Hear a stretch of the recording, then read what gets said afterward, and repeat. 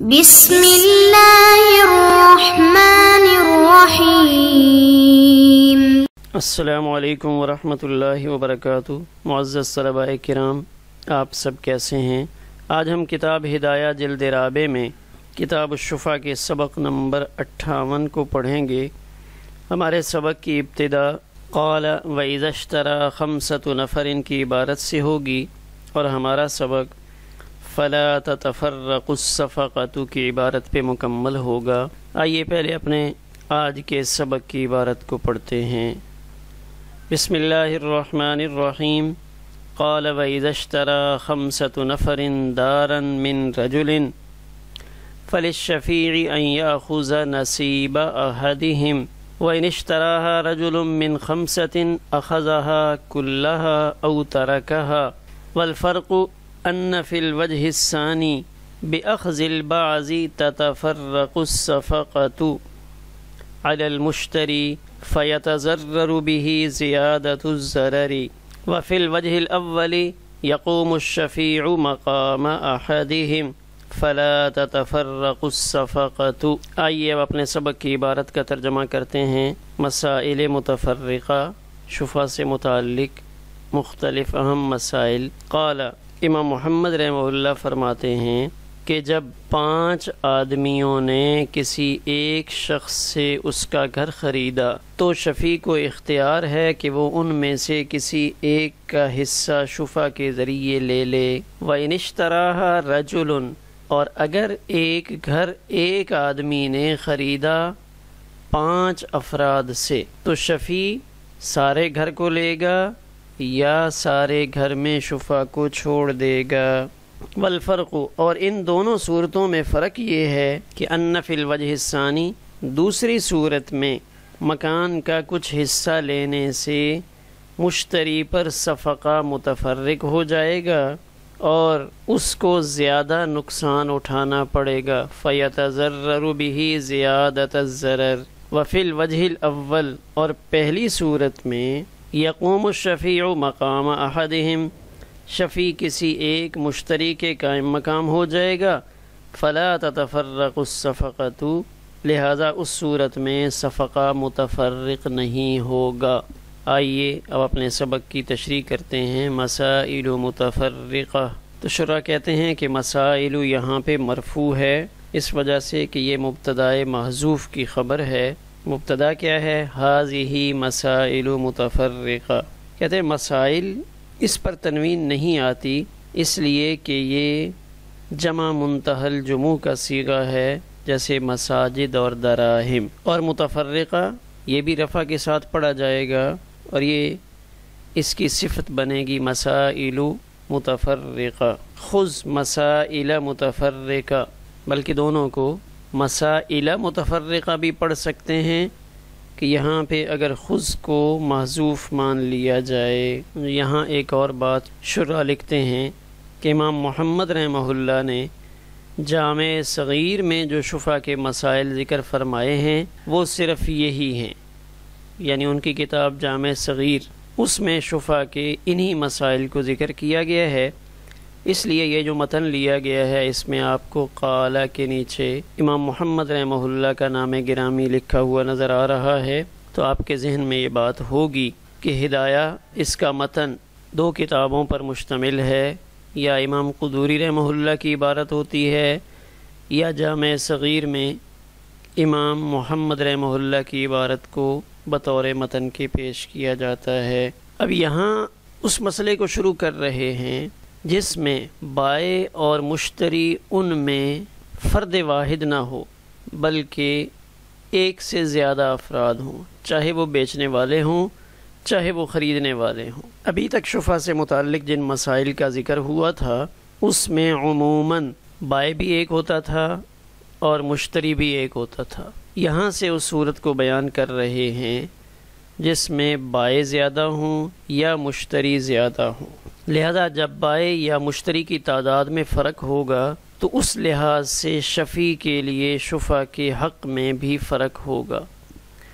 تو پہلا مسئلہ ذکر فرمایا وَإِذَا اشْتَرَى خَمْسَةُ نَفَرٍ دَارًا مِّن رَجُلٍ، کہ یہاں شرا والے خریدار 5 ہیں بائے ایک ہے کہ جب 5 افراد نے مل کر ایک شخص سے اس کا گھر خریدا، تو اب اس مسئلے کا حکم اور ہے، فلش شفیعی، تو شفیع کو یہ حق حاصل ہے کہ وہ ان میں سے کسی ایک کے حصے پہ شفع کر کے اس کو لے لے۔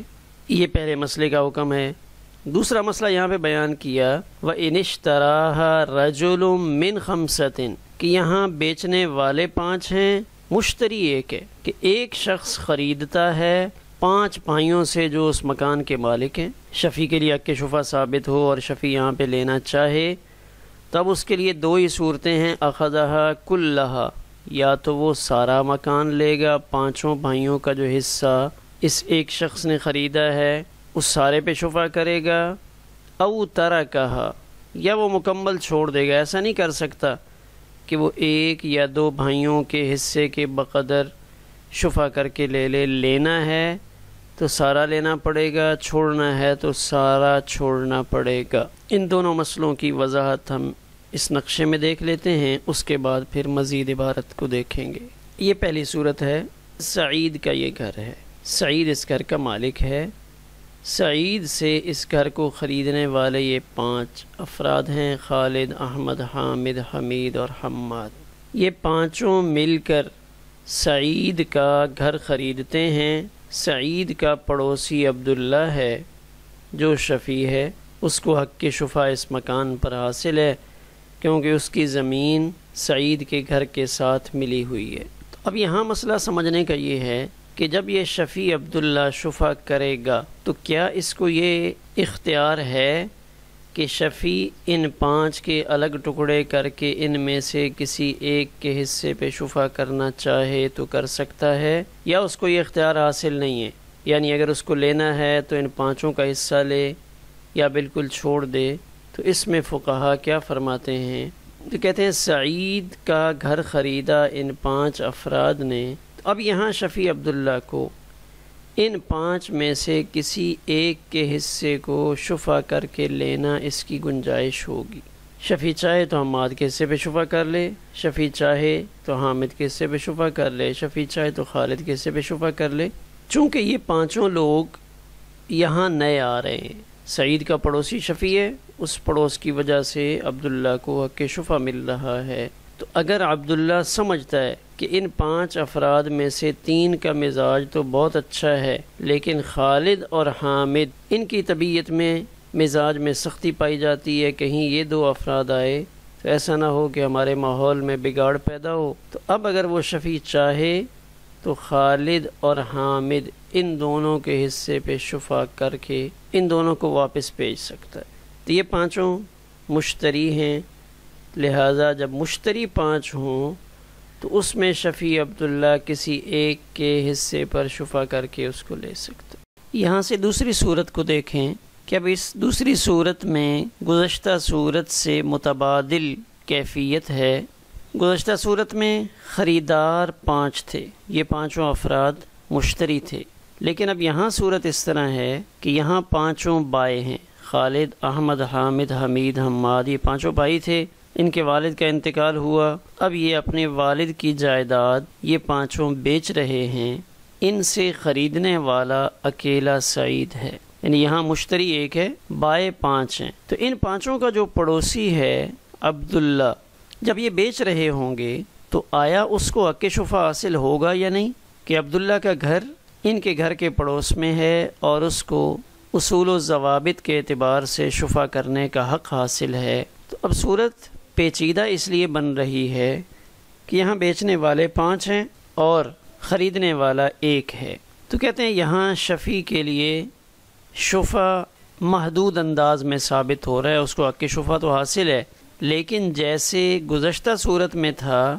کہ وہاں 5 مشتری تھے، وہ ان میں سے کسی ایک کے حصے پہ 2 کے حصوں پہ شفع کرنا چاہتا تو کر لیتا، لیکن یہاں ایسا نہیں ہے کہ یہاں اگر شفیع نے شفع کرنا ہے تو ان 5 کے حصے پر شفع کر کے سارا مکان لے گا، یا تو 5 کا حصہ لے لے یا بالکل شفع چھوڑ دے۔